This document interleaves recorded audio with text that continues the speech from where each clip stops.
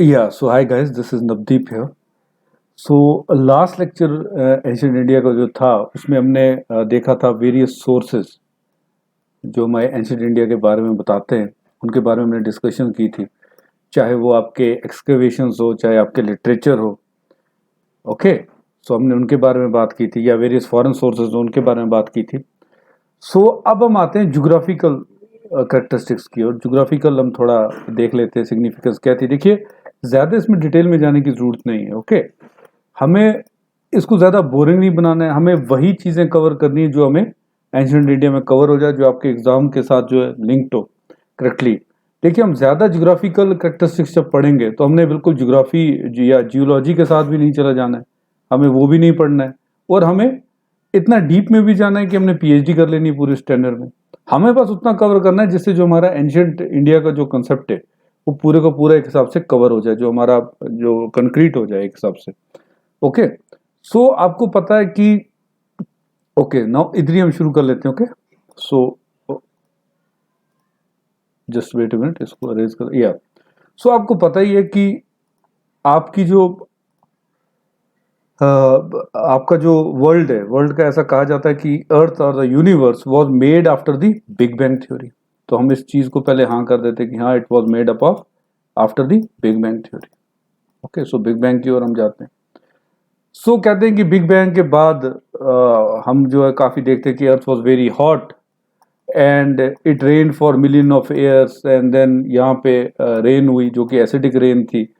इस रेन के बाद जो यहाँ का टेम्परेचर कम हुआ, then we saw the emergence of first life as as micro organisms. तो बैक्टीरिया जो हमारा है, सो माइक्रो ऑर्गेनिजम्स का बर्थ हम देखते हैं। जो माइक्रो ऑर्गेनिजम्स थे लाइक बैक्टीरिया, जो उस एटमॉस्फेयर में, जो वो एटमॉस्फेरिक जो पॉइजनस एटमॉस्फेयर था उसमें वो रह रहे थे। ओके, उसमें वो सरवाइव कर रहे थे। Okay, so we say that the bacteria is the oldest living organism on the अर्थ।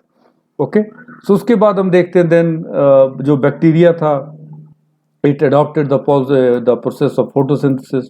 अपना फूड बनाने के लिए उसने, जो बैक्टीरिया था वो फोटोसिंथेसिस करने लगा। ओके, सो फोटोसिंथेसिस जब वो करने लगा, यानी फोटोसिंथेसिस हो गया कि with the help of sunlight and the various gases जो वहाँ पे प्रेजेंट थी लाइक कार्बन डाइऑक्साइड, क्योंकि अब ये हॉट रेन्स हुई थी और आपकी गर्मी वहाँ बहुत ज़्यादा थी, तो उसके करके जो थी वहाँ पे जो एटमॉस्फेरिक था, जो हमारा एटमॉस्फेयर था, it was largely made up of nitrogen and carbon dioxide. तो उसके बाद हम ये देखते हैं कि फोटोसिंथेसिस यूज करने लगा जो सनलाइट थी और आपकी जो गैसेस अवेलेबल थी उनको यूज करके, स्पेशली कार्बन डाइऑक्साइड, जो आपके ये बैक्टीरिया थे, इन्होंने फूड बनाना शुरू कर दिया अपना। उस प्रोसेस को बोलते हैं फोटोसिंथेसिस। जब कोई ऑर्गेनिज्म अपना फूड खुद ही बनाए with the help of sunlight and gas, that is known as photosynthesis. तो अब जब वो अपना फूड बना लेता था, food was mostly in the form of glucose. तो जो ये फूड बनता था, वो जो लेते थे, वो it was mainly in the form of glucose. और ऐसा कहते हैं क्योंकि जब ये फोटोसिंथेसिस होती थी, क्योंकि यहाँ पे गैसेस इन्वॉल्व होती थी, तो जब ये कंप्लीट फूड बन जाता था तो कुछ गैसेस जो थी वो रिलीज भी होती थी। ओके, कुछ गैसेस जो थी वो रिलीज भी होती थी। तो ऐसा कहा जाता है कि यही गैसेस जो रिलीज होती थी, इनमें एक आपकी जो गैस थी, that was oxygen. Oxygen, okay, so oxygen gas जो है वो एटमॉस्फेयर में रिलीज होनी शुरू हो गई। अब ये जो टाइम फ्रेम है, ये मिलियंस ऑफ ईयर्स का टाइम फ्रेम है। It's around 7 to 8 million years ago. Okay, जो ये प्रोसेस हो रही है, दिस इज नॉट कोई मतलब कोई रिसेंटली कोई हजारों साल की नहीं है, this is millions of years, साल पहले जो है ये प्रोसेस हो रही है। मिलियन ऑफ ईयर्स अगो ये प्रोसेसेस हो रही हैं। Okay, million of years ago ये बिग बैंग हुआ। ओके, तो पहले मैं आपको बिग बैंग बता देता हूँ। बिग बैंग क्या था? बिग बैंग ये था कि एक बड़ा सा जो था आपका एक सोलर स्पेस में एक बहुत बड़ा एक रॉक का जो था एक टुकड़ा था जो कि रिवॉल्व कर रहा था, ओके, अराउंड द सन। और ये जो है दूसरे रॉक के साथ टकराता है। ओके, दूसरे रॉक के साथ टकराता है, कोलिजन होती है, एक बिग बैंग होता है वो, क्योंकि अब दोनों के अंदर एनर्जी इतनी ज़्यादा थी, बहुत ज़्यादा स्पीड के साथ जा रहे थे ये, कि इसमें विस्फोट होता है। और हम देखते हैं कि इसी विस्फोट के करके डिफरेंट जो रॉक मासेस बनते हैं, और ये रॉक मासेस बाद में क्या कहलाए जाते हैं? प्लैनेट्स। तो यही बाद में क्या बनते हैं? आपके प्लैनेट्स।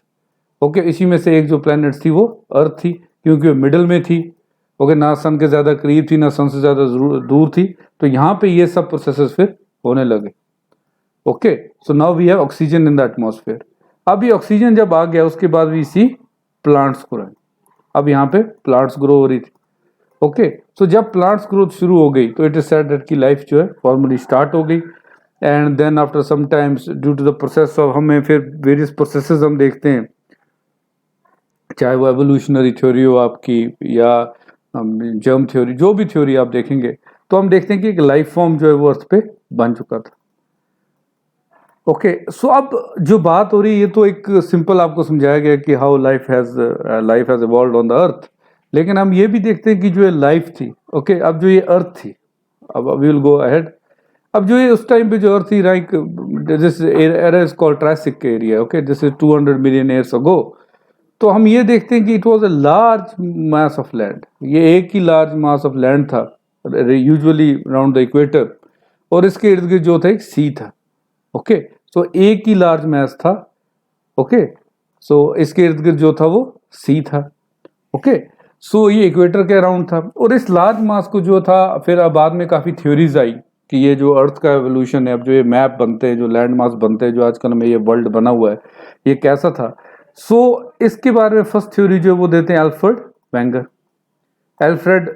वैगनर ये कहते हैं कि अर्थ जब बनी around 220 to 250 million years ago, जब यहाँ पे फॉर्मली वी सी डेट वो सब प्रोसेस जो हमने पीछे डिस्कस किए वो पूरा हो चुका था, तो अर्थ was just a one land mass, जिसे हम कहते हैं पैंगिया।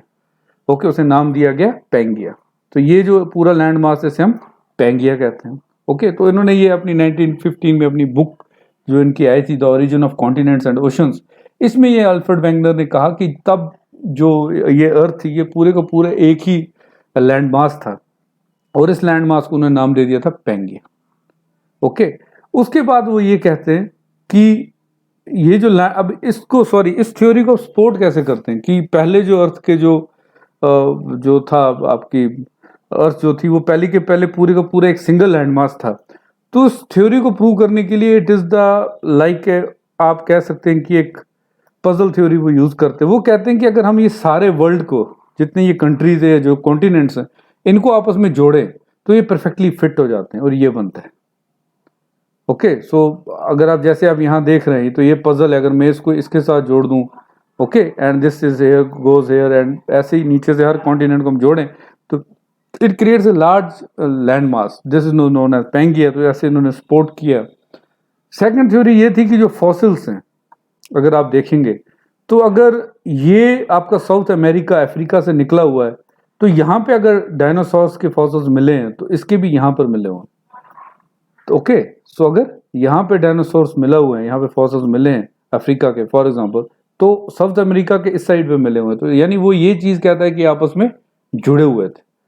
पर्टिकुलरली अगर आप यहाँ पे कोई देखेंगे कोई फॉसिल मिलता हुआ तो वो कहीं ना कहीं यहाँ भी मिलता है। सो इट सेज कि ये जो लैंड मास था पहले पूरे का पूरा एक सिंगल लैंड मास था। ओके, सो इसे कहा गया पैंगिया। ओके, सो ये थ्योरी जैसे मैंने आपसे कहा कि जो फॉसिल्स मिल रहे हैं, जो यहाँ से यहाँ भी सेम फॉसिल्स जो है पूरे यहाँ पर मिल रहे हैं। सो ओके, अब ये जो था ये पूरे का पूरा जो पैंगिया था एक सिंपल एक पूरे का पूरा एक पूरा कॉन्टिनेंट था, एक पूरा जैसे एक मेन कॉन्टिनेंट कहा जाता है, और ये नियर द इक्वेटर था। तो ये पैंगिया जो था ये नियर द इक्वेटर था, तो जो आज हमारा 0 डिग्री लाइन इक्वेटर वहां पे था। इसके इर्द गिर्द जैसे मैंने आपसे कहा, हमने देखा भी कि इसके इर्द गिर्द पूरा ओशन था। इस ओशन को कहा गया है सुपर ओशन। तो इसी ओशन को कहा गया है सुपर ओशन। देखिए बिल्कुल सिंपल रखना है आपको कोई ट्राइसेक एरा या बड़ी बड़ी जो टर्म्स उनको ज्यादा उनमें घुसने की जरूरत नहीं। It is all given in the notes if you want to study, लेकिन एक सिस्टम आपको पता होना चाहिए। ओके, सो इसके इर्द गिर्द जो था सुपर ओशन था। ओके, सो अब ये पैनग्रिया जो था ये अब ये अलग क्यों हुआ, मतलब जो मेजर क्वेश्चन जो इनसे पूछा गया, अल्फ्रेड वैगनर से जो पूछा गया कि अगर आप कहते हैं कि ये पूरे का पूरा जो था आपका जो पैंगिया था इट वाज ए सिंगल मास, चलो जी हम मान लेते हैं कि ये सिंगल मास था, तो आप ये कैसे कह सकते हैं कि ये जो सिंगल मास है ये अलग हुआ है। तो इस पे जैसे मैंने आपसे कहा एक थ्योरी आ जाती है puzzle theory. Okay, puzzle theory ये कहती है कि अगर आप इनको, जैसे आप देख भी सकते हैं, अगर पूरा आप इनको फिट करेंगे कॉन्टिनेंट्स को, तो ये परफेक्टली फिट हो जाते हैं, वो जो ओरिजिनल पेंगी है वैसा बन जाता है। सेकंड थ्योरी जो मैंने आपसे कही, जो एल्फ्रेड वेगनर जिसे सपोर्ट कर रहे थे, डेट वाज फॉसिल्स थ्योरी, कि जो फॉसिल्स है वो जैसे जो उनकी लोकेशन जिस पे वो पाए गए हैं, वो थ्योरी। एंड थर्ड जो इस चीज को सपोर्ट करती है चीज, दैट इज पर्टिकुलरली जो आपकी इस थ्योरी को प्रूव करती है after the fossil theory and the theory, that is plate tectonics theory. तो वैगनर्स ने जो theory the, that is plate tectonics theory. तो उनसे जब पूछा गया कि अलग हुए क्यों, ओके, तो जब ये क्वेश्चन है कि प्लेट ये अलग हुए क्यों, तो वैगनर का ये कहना था ये पूरा जो लैंड मास था ये कुछ प्लेट्स के ऊपर था, and plates are moving away from each other. उन्होंने ये कहा कि आज भी अगर हम देखेंगे तो जिस प्लेट्स पे हमारे कॉन्टिनेंट्स हैं, they are moving away from each other, यानी अभी भी कर रहे। तो कुछ टाइम के बाद उन्होंने कहा कि जो ये पैंगिया था ये टूट जाता है दो प्लेट्स में, it is divided into two plates.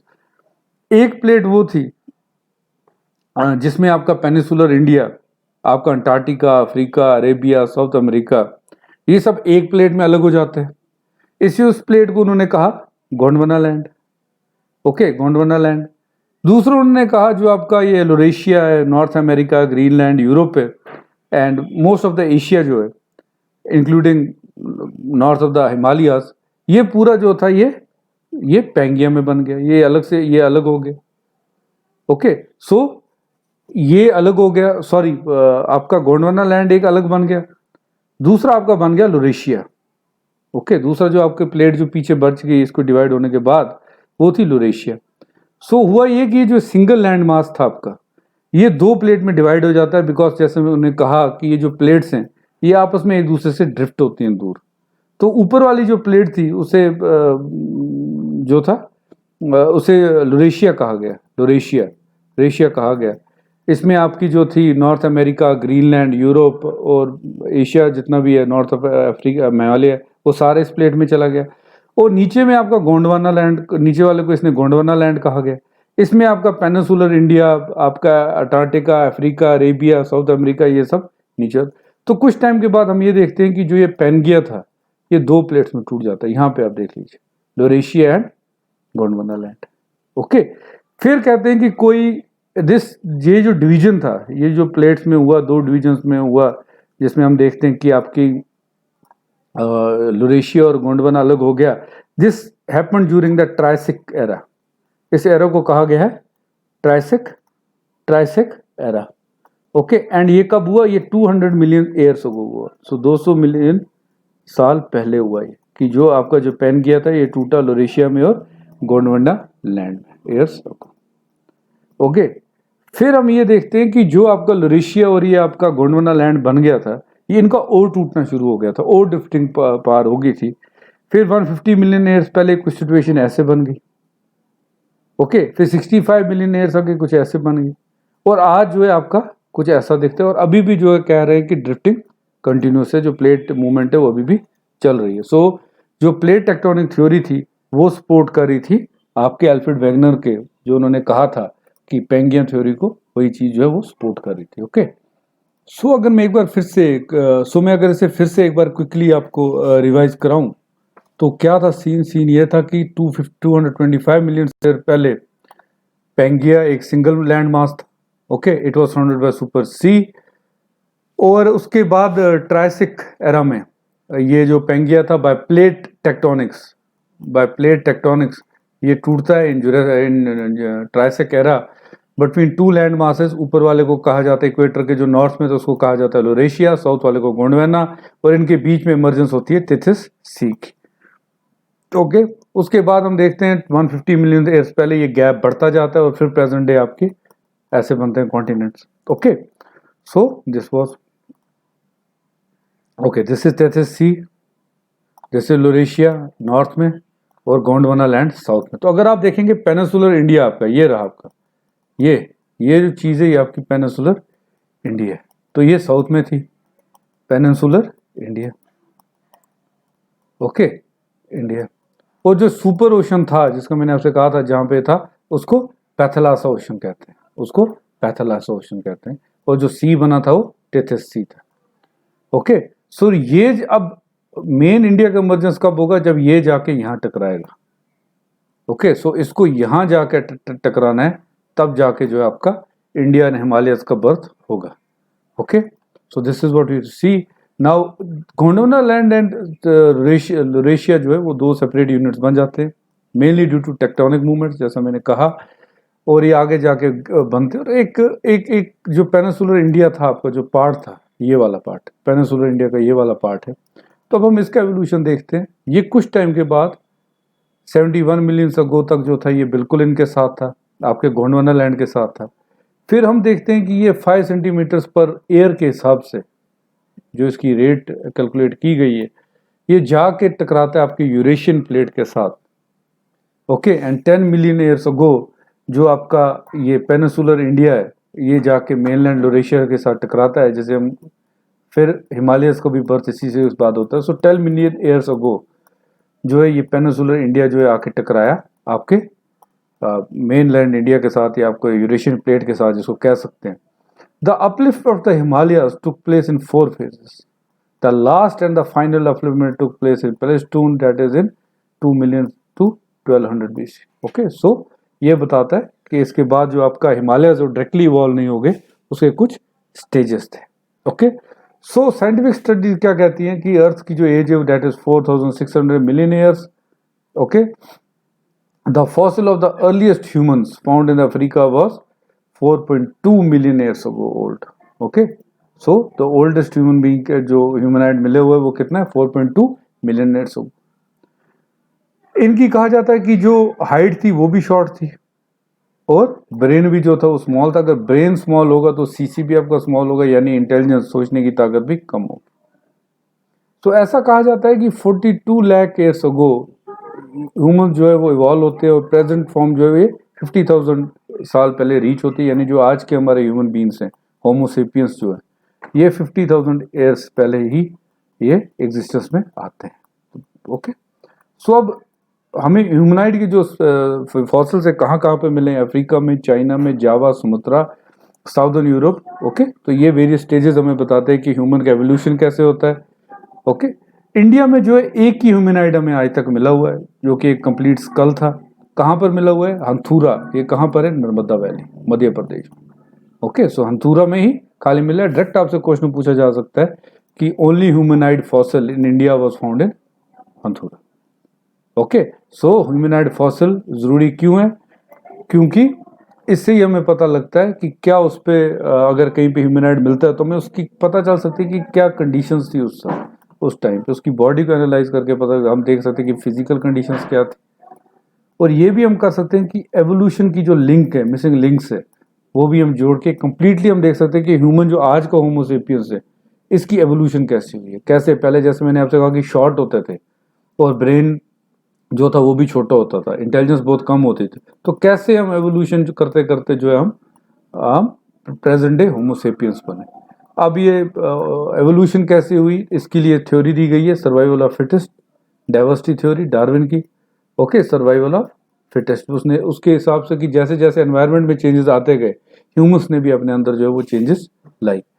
हंथौरा के बारे में एक और अपडेट आपको दे दूं कि 1982 में अरुण स्नोकिया, उन्हीं ने जो था ये नर्मदा के किनारे ह्यूमनाइड ढूंढा था। Okay, it was a village, हंथौरा विलेज। ओके, ये कहां पर है, मध्य प्रदेश। ओके, सो ये क्लियर आ गए। Remains of full-fledged modern man called Homo sapiens have been reported from Sri Lanka. Okay, so जो अगर इंडियन सब कॉन्टिनेंट की हम बात करें, इंडिया, श्रीलंका, अफगानिस्तान, पाकिस्तान, नेपाल, ये सब मिला के, तो जो फुल फ्लैज्ड, क्योंकि हथौरा में तो हमें खाली स्कल मिला था, तो अगर फुल फ्लैज्ड ओल्डेस्ट होमोसेपियन हमें मिला है तो वो 34,000 ईयर्स अगो मिला है। कहाँ पर मिला हुआ है, वो श्रीलंका में मिला है, फाहेन नाम की जगह पे मिला हुआ है। ओके, तो ये भी एक फैक्ट आप याद रख लीजिए। ओके, सो अब हमने एक डेट लाइन देखी अब। Okay, so let me first tell you the date line. अब ह्यूमन इवॉल्व हो चुका है। ओके, ह्यूमन अब इवॉल्व हो चुका है। अब ह्यूमन जब इवॉल्व हो रहा है उसकी वेरियस स्टेजेस है।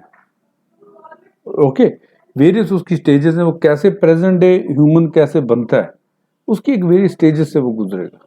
एकदम से जैसे मैंने आपसे कहा ये प्रेजेंट डे ह्यूमन फॉर्म जो था ये नहीं बना, there will very stages, various cultures जो उसने अडॉप्ट किया तब जाके प्रेजेंट डे ह्यूमन बीइंग बना। ओके, सो अब हम एक टाइम फ्रेम देख लेते हैं। टाइम फ्रेम ये कि आपका सबसे पहले जब ह्यूमन इवॉल्व हुआ तो जैसे मैंने आपसे कहा कि इंटेलिजेंस बहुत कम थी उसके पास।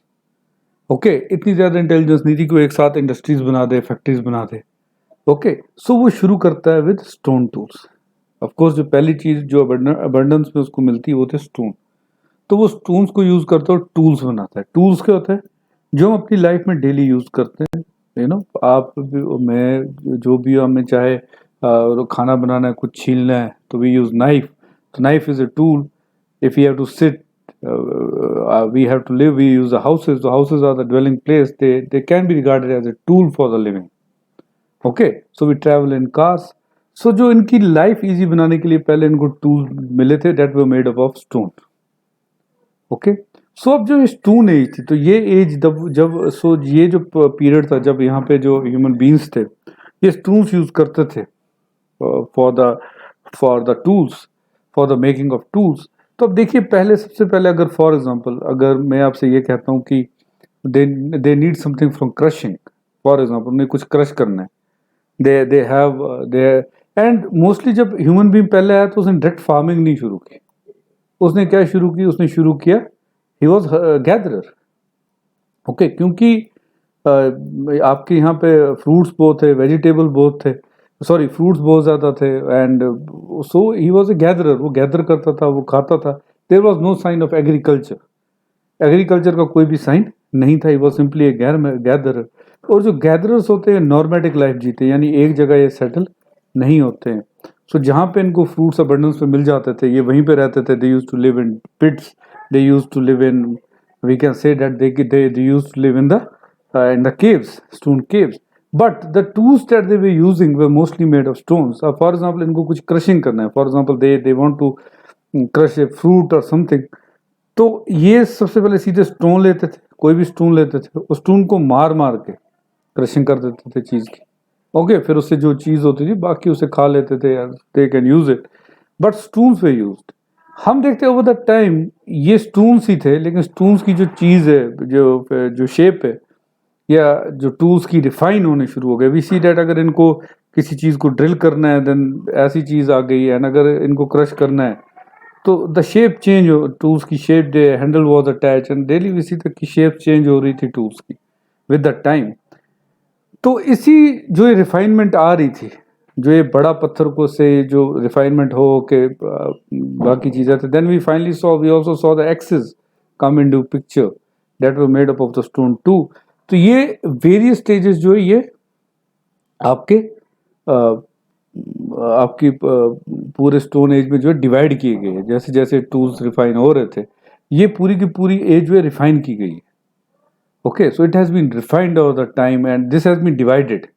अगर पैलियोलिथिक है तो ओल्ड स्टोन एज है, तो मिडल है, सो न्यूलिथिक इज न्यू। इसके बाद हम कॉपर एज आ जाते हैं, यहाँ पे स्टोन्स छोड़ के इन्होंने मेटल्स यूज करना शुरू कर दिया, that is chalcolithic age. But palaeolithic, mesolithic and neolithic, these are the stone ages. यहाँ पे जो टूल्स थे वो स्टोन के ही होते थे, बट आई टोल्ड यू कि एवोल्यूशन हो रहा था। ओके, सो टूल्स जो हो रहे थे ये रिफाइन हो रहे थे। तो अकॉर्डिंग टू द रिफाइन, पहले जो थे आप देख सकते कि अगर क्रूड थे तो मैं कहता हूँ पैलियोलिथिक में थे, फिर थोड़े रिफाइन होने शुरू हुए तो मीजोलिथिक में आए, फिर बिल्कुल ही रिफाइन हो गए और टेक्निक्स आ गई तो फिर आपके न्यूलिथिक आ गए। Okay, so this is the time frame जो स्टोन एज का जो हम अभी देखेंगे, and it varies from 2 lakh BC to 2.5 thousand BC। एंड ये फिक्स नहीं है कि पूरे वर्ल्ड में ये एक साथ चला, पहले पैलियोलिथिक हुआ, फिर मीजोलिथिक, फिर न्यूलिथिक, और ये फिक्स टाइम पे नहीं हुआ किसी region. For example we can say that Africa में पैलियोलिथिक टू मीजोलिथिक का जो पीरियड है वो डिफरेंट स्पैन होगा। इंडिया में, इंडियन सब कॉन्टिनेंट में डिफरेंट स्पैन में होगा। ओके, सो टाइम फ्रेम इनका अलग है लेकिन स्टेजेस सेम है। ओके, स्टेजेस सेम है। सो हम देखते हैं अभी। ओके, सो अर्लीस्ट पैलियोलिथिक टूल्स, यानी स्टोन एज में पहली स्टेज जो थी पैलियोलिथिक थी। ओके, सो यहीं से कहा जाता है कि साइंस एंड टेक्नोलॉजी की जो है, जो हम कह सकते हैं एवोल्यूशन जो है वो भी यहीं से शुरू होती है। About 2.6 million years ago, humans started regular use of the tools in East Africa, Indonesia में, जैसे मैंने कहा टाइम फ्रेम अलग अलग था। ओके, सो इंडोनेशिया में 1.8 टू 1.6 मिलियन ईयर्स अगो है। चाइना में जो है ये 1.7 1.9 मिलियन ईयर्स अगो है। लेकिन इंडिया में जो है कोई भी फॉसिल नहीं मिला अभी तक हमें जो ये बताए कि यहाँ पे जो ह्यूमन फॉसिल नहीं है जो स्टोन एज के रिलेटेड, इंडिया में कोई भी नहीं मिला है। दो दो शिवालिक हिल्स में आपके जो है स्टोन टूल्स मिले हुए हैं जो कि 1.2 मिलियन ईयर्स पुराने हैं। ओके, अब इंडिया में एक तो शिवालिक्स में मिले हुए हैं। शिवालिक में कहाँ? बोरी इन पुणे डिस्ट्रिक्ट, महाराष्ट्र का जो है। ओके, 1.38 मिलियन ईयर्स ओल्ड ये साइट बताई जाती है। यहाँ पे अर्लीस्ट स्टोन टूल्स जो मिले इंडिया के मिले हुए हैं। ओके, तो जैसे मैंने कहा टाइम फ्रेम अलग अलग था। ओके, सो पैलियोलिथिक जो पीरियड है आपका, पैलियोलिथिक प्री हिस्टोरिक जो पीरियड है आपका टूल्स के हिसाब से जो बांटा गया, प्री हिस्टोरिक में जहाँ का रिटन रिकॉर्ड हमारे पास नहीं है, that period is known as prehistoric era. According to tools ये 5 चीजों में डिवाइड किया गया। सो देयर आर 5 फेजेस जिसमें डिवाइड किया गया है, mainly based on the tools. Okay, so based on the use of tools, it has been divided into five ages. Okay, so the first one is Paleolithic age. So ये जो Paleolithic period है 2 million BC से शुरू होता है, 10,000 BC तक चलता है। इसे ओल्ड स्टोन एज भी कहा जाता है, old stone age, stone age. Okay, so लेकिन पहले हम एक बार फिर से रिवाइज कर लेते हैं। सबसे पहले हमने हिस्ट्री देखी। हिस्ट्री दो टाइप की, pre historic era and historic पेरा। प्री हिस्टोरिक में हमारे पास रिटन रिकॉर्ड्स नहीं थे, एक्सकवेशंस वगैरह थे, जो टूल्स वगैरह मिले थे। हिस्टोरिक में we have the written records. So prehistoric को अब हम तोड़ रहे हैं based on the tools on various ages, in various ages. पहले हमने जोग्राफिकली देखा, प्री हिस्टोरिक एरा जो था वो डिफरेंट एजेस में टूटा हुआ था, when the earth was Pangaea and then its division, then formation of the modern day continents. तो अब हम जो देख रहे हैं बेस्ड ऑन द टूल्स है। सो पहले पैलियोलिथिक एज जो period it began in 2 million BC to and existed till 10,000 BC। इसे ओल्ड स्टोन एज कहा जाता है। क्रूड टूल्स जो थे वो यूज होते थे। Then we have mesolithic, this is called middle stone age, 10,000 BC से 8,000 BC। And then we have neolithic, 8,000 to 4,000 BC। Then we have chalcolithic, copper का यूज होता है, देन आयरन का यूज होता है। So copper was the first element that was used by the humans. So palaeolithic cultures, अब हम देखते हैं कि डिफरेंट जो आपका पैलियोलिथिक जो ये पीरियड था ये भी एक जैसा नहीं रहा। ये पैलियोलिथिक एज है, this is based on the basic NCERT of 6th class. सो ये जो पैलियोलिथिक कल्चर है, जैसे जो मेजर है पैलियोलिथिक साइट्स इंडिया में, आपके हिमालयाज है, इंडस के किनारे, नर्मदा, गेंजेस, महानदी, कावेरी। तो हम ये देखते हैं कि जितनी भी मैक्सिमम ये पैलियोलिथिक साइट्स हैं ये सब रिवर्स के किनारे हैं। पिम्बेकटा जो ये केव्स हैं ये मध्य प्रदेश में, these are UNESCO world heritage site. ये केव्स हैं, यहाँ पर बहुत ब्यूटीफुल पेंटिंग्स भी हैं। एंड आप इसको जो है हर कल्चर में देखेंगे, पैलियोलिथिक, मेसोलिथिक, नियोलिथिक, हर फेज में जो है जो था ये पिम्बेकटा केव जो था सर्वाइव किया है। So it's very important. So ऐसे ही आप हस्की देखते हैं, कनूल केव्स देखते हैं।